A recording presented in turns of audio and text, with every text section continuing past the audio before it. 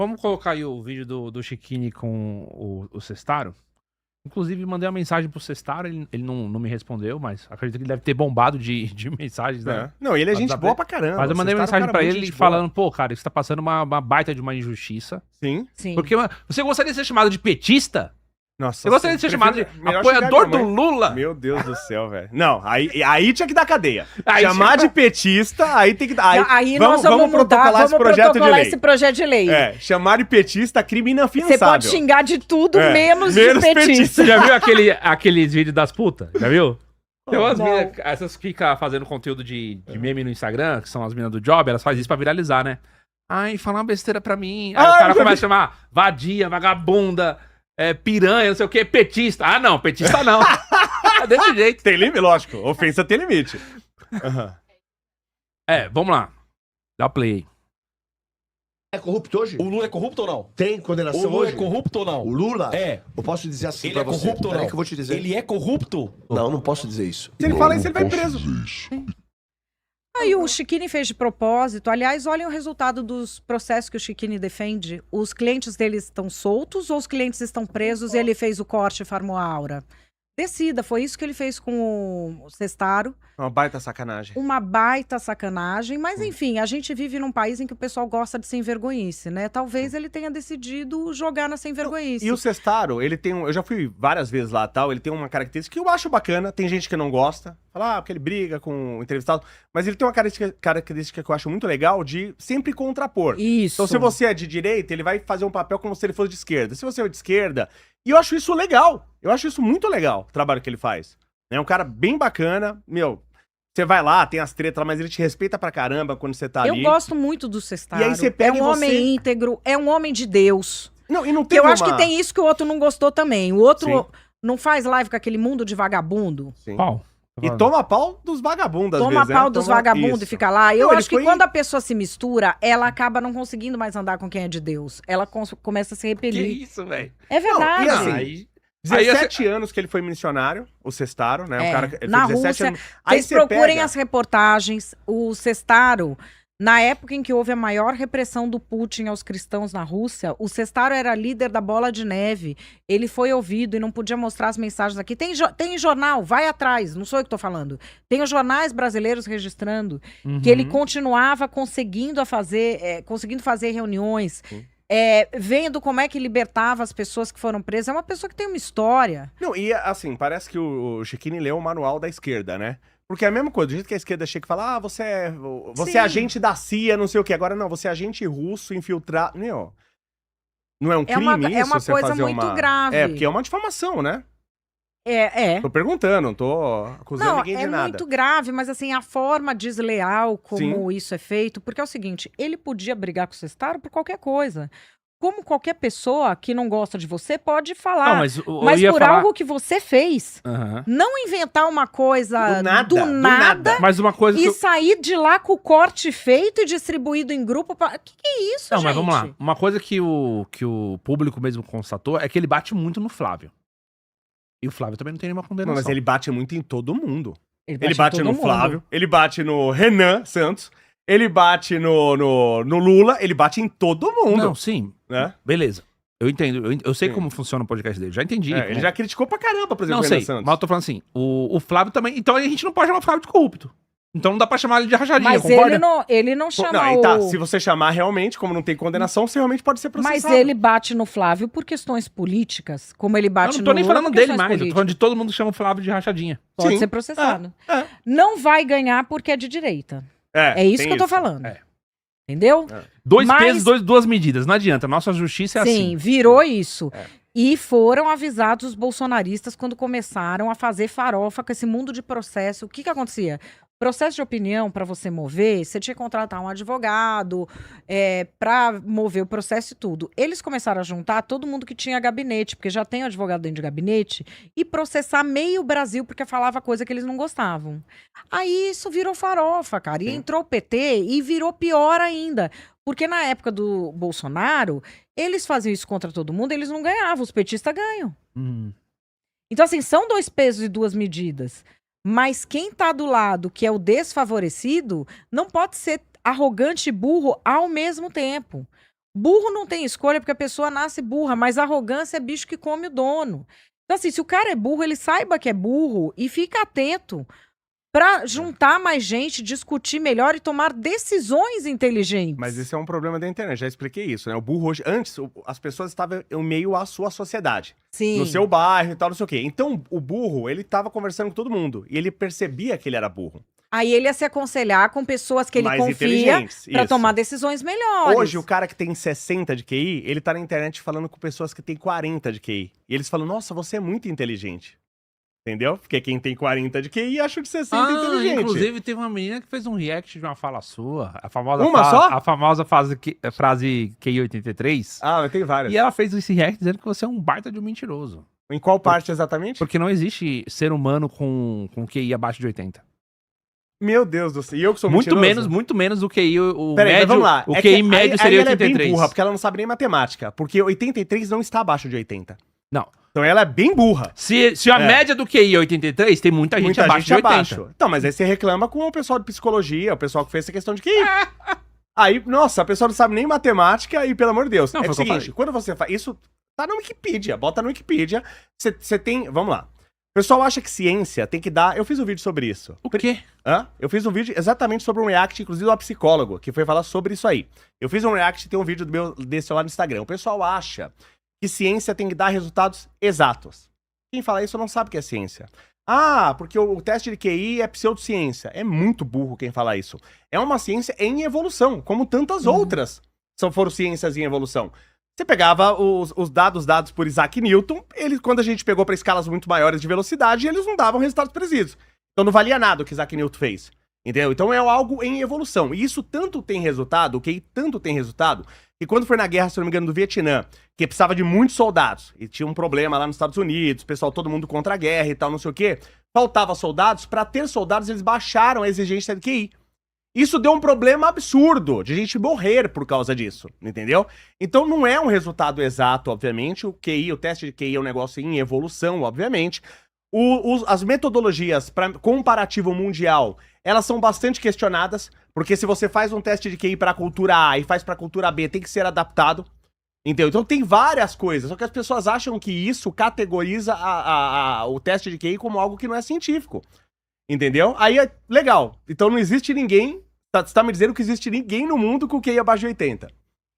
Então sei lá que mundo que ela vive, não tá andando por aqui, né? O que eu ia te falar, não é que não existe ninguém, é que é impossível, entendeu? Do ser humano ter esse QI. Sério. Justamente porque a própria questão da condição, do que é QI, tipo, a cognição em específico, o fato de você conseguir interagir com o ambiente, de você sentir temperaturas, alteração do espaço, essas coisas que a gente tem dos sentidos, que são muitos, Sim. é impossível de você ter um QI 83. Não, mas é que ela não entendeu. Não, É porque talvez ela tenha pego, a parte do comparativo que eu fiz foi uma provocação. A média do QI, É. segundo ela, inclusive, tá por volta de 95, por aí.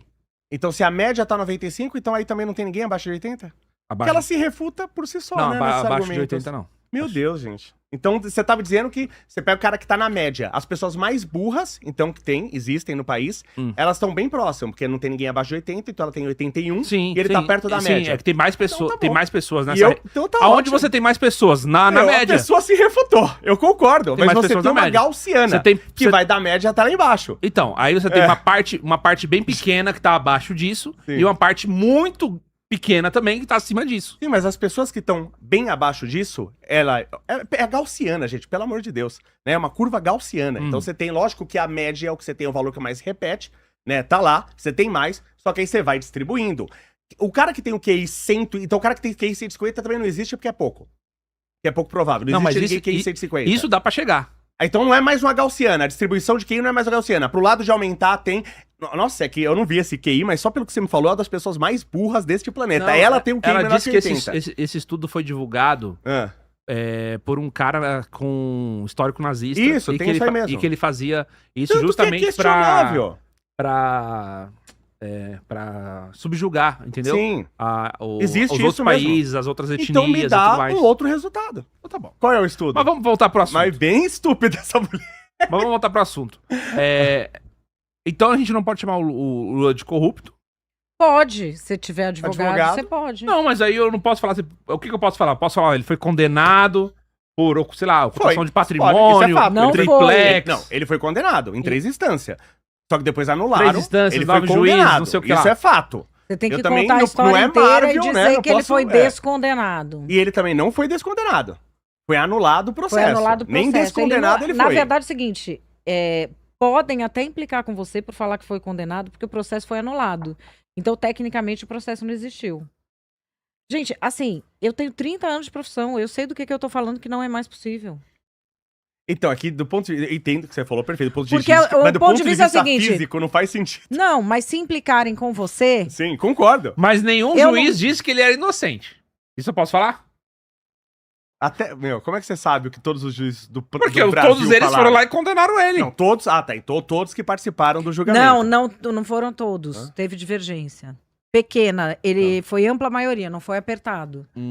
Mas Vixe, assim, Maria. essa que é a grande questão. Hoje, qualquer coisa que você falar do governo ou de alguém próximo ao governo, vão ler nas entrelinhas, vão torcer o que você disse até poder obter alguma condenação. É isso. Então o Sestaro tá certo. Pronto. Ponto final. Mas é óbvio. Ainda É o óbvio que o advogado Sestaro tá falar certo. ao vivo Ele pra só não você. deveria falar essas coisas do Flávio, que, né, de rachadinha, não sei o quê, porque também faz parte do... Ele disse que o Flávio foi acusado de rachadinha e tem o processo mesmo. Dele e do Carlos. Isso é um fato. do Queiroz lá, né? O processo tá aí ainda. Não, eu sei. Do Carlos tem o novo. Então, assim, Do eu Queiroz. tô falando tecnicamente. Aham. Ele pode falar de processos que existem e não pode falar de processos que não existem. É isso. Se o processo deixou de existir por uma injustiça, por um acerto, por um arreglo, é outros 500.